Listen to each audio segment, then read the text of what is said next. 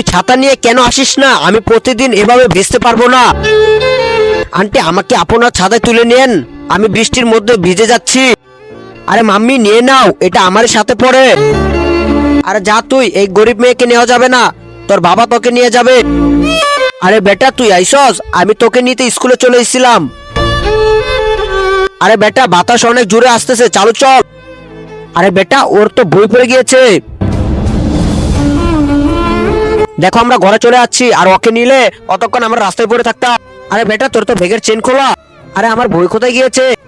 বেটা, তুমি এই জায়গায় দাঁড়াও, আমি তোমার ভাইয়াকে বইটা দিয়ে আসি। আর আগে দেখবো শয়তানকে হারিয়ে কে কে আল্লাহকে ভালোবাসো। যারা আল্লাহকে ভালোবাসো তারা ভিডিওটিতে লাইক করে চ্যানেলটি সাবস্ক্রাইব করে দাও, আর যারা শয়তানকে ভালোবাসো তাদের লাইক সাবস্ক্রাইব করার দরকার নেই। আরে গরিব, তুই কি কারণে আইছিস? এটা আপনার বাচ্চার বই পড়ে গিয়েছিল রাস্তায়।